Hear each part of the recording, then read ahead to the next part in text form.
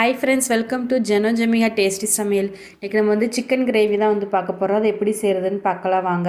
நான் வந்து இன்றைக்கி வந்து 1/2 kg சிக்கன் வந்து க்ளீன் பண்ணி எடுத்து வச்சுருக்கேன். அதில் வந்து ஒரு 1/4 டீஸ்பூன் மஞ்சத்தூள், ஒரு 1 1/2 ஸ்பூன் வந்து இஞ்சி பூண்டு பேஸ்ட் வந்து ஆட் பண்ணிக்கோங்க. அடுத்து வந்து சிக்கனுக்கு தேவையான அளவு வந்து உப்பு வந்து ஆட் பண்ணிக்கோங்க. நான் வந்து ஒரு ஸ்பூன் வந்து உப்பு ஆட் பண்ணியிருக்கேன். அடுத்து வந்து இதில் வந்து ஒரு 1/2 லெமன் ஜூஸ் வந்து இதில் வந்து ஆட் பண்ணிக்கோங்க.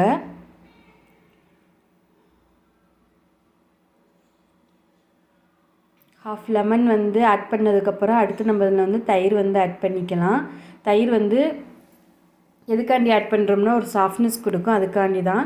தயிரில் வந்து ஒரு 2 டேபிள் ஸ்பூன் வந்து ஆட் பண்ணிக்கோங்க. ஆட் பண்ணிவிட்டு இது எல்லாத்தையும் நல்லா வந்து கலந்து விட்டுக்கோங்க. இந்த மாதிரி பாருங்கள், நல்லா கலந்தாச்சு. கலந்ததுக்கப்புறம் இதை வந்து ஒரு 2 மணி நேரம் அப்படியே வந்து வச்சுருங்க.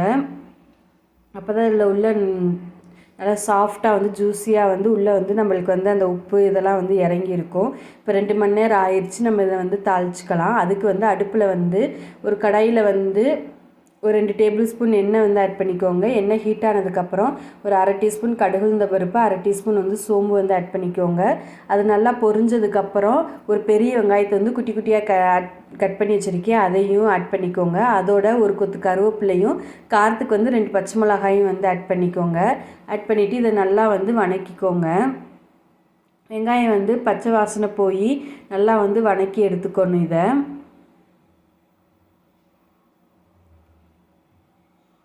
உங்களுக்கு காரம் எவ்வளோ வேணுமோ அதுக்கேற்ற மாதிரி நீங்கள் வந்து பச்சை மிளகாய் வந்து ஆட் பண்ணிக்கலாம். நான் வந்து இன்றைக்கி 2 பச்சை மிளகாய் வந்து ஆட் பண்ணியிருக்கேன். இந்த வெங்காயம் சீக்கிரம் வதங்குறதுக்கு வந்து ஒரு 1/4 டீஸ்பூன் வந்து உப்பு ஆட் பண்ணிவிட்டு வதக்குனிங்கன்னா சீக்கிரம் வந்து வெங்காயம் வந்து வதங்கி கொடுக்கும்.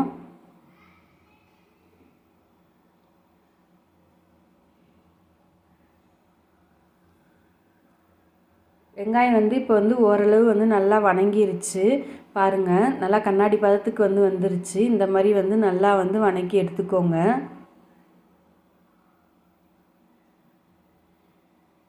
இதில் வந்து ஒரு 1/4 டீஸ்பூன் வந்து மஞ்சத்தூள் வந்து ஆட் பண்ணியிருக்கோங்க. ஏற்கனவே நம்ம வந்து சிக்கன்லேயே வந்து மஞ்சத்தூள் ஆட் பண்ணியிருக்கோம். இப்போ இதில் ஒரு 1/4 டீஸ்பூன் மஞ்சத்தூள் ஆட் பண்ணிவிட்டு அதையும் வந்து நல்லா வந்து வதக்கி விட்டுக்கோங்க.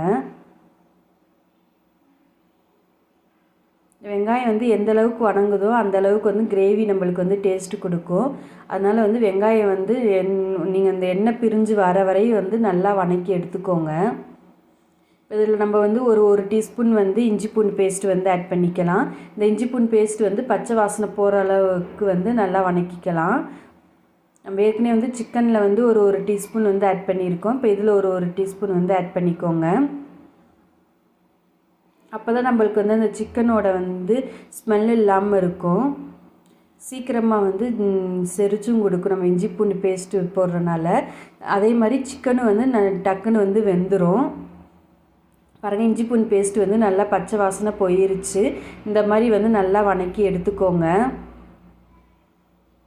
நல்லா ப்ரௌன் கலரில் வந்துருச்சு.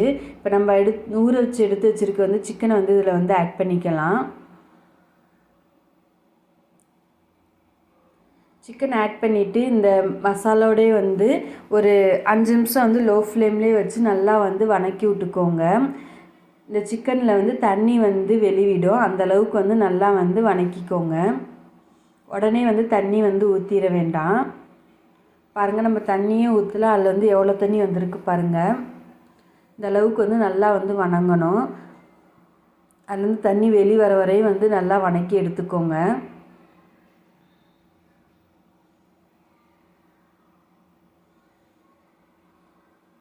வதங்கினதுக்கப்புறம் நம்ம இதில் வந்து இப்போ வந்து மசாலா பொருளாக வந்து ஆட் பண்ணிக்கலாம்.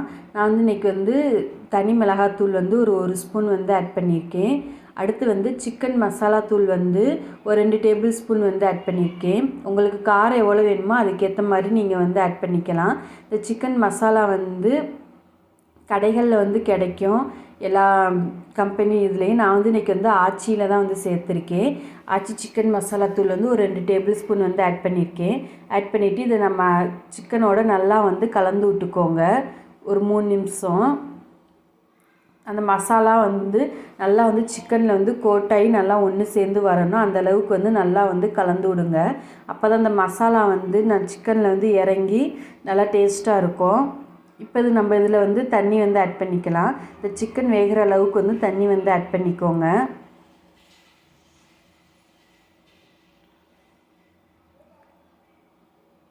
சிக்கன் நம்மளுக்கு வந்து 1/4 மணி நேரத்துலேயே வந்து நல்லா வெந்துடும் பஞ்சு போல். பாருங்கள், நம்ம வந்து தண்ணி வந்து ஆட் பண்ணி நல்லா கொதிச்சுக்கிட்டு இருக்குது. இப்போ இதில் வந்து ஒரு 2 டேபிள் ஸ்பூன் வந்து பொட்டுக்கல்லையை வந்து நல்லா பவுட்ரு பண்ணி அதை இதில் வந்து ஆட் பண்ணிக்கோங்க. இது எதுக்காண்டி ஆட் பண்ணுறோம் அப்படின்னா, நம்மளுக்கு வந்து நல்லா கிரேவி வந்து திக்காக இருக்கும், நல்லா கெட்டி கொடுக்கும். அதுக்காண்டி தான் நம்ம இன்றைக்கி வந்து பொட்டுக்கடலை மாவு வந்து ஆட் பண்ணியிருக்கோம். டேஸ்ட்டு வந்து நல்லாயிருக்கும். பாருங்கள், நம்ம வந்து மாவு ஆட் பண்ணிவிட்டு நல்லா வந்து கலந்து விட்டுக்கணும். இந்த மாதிரி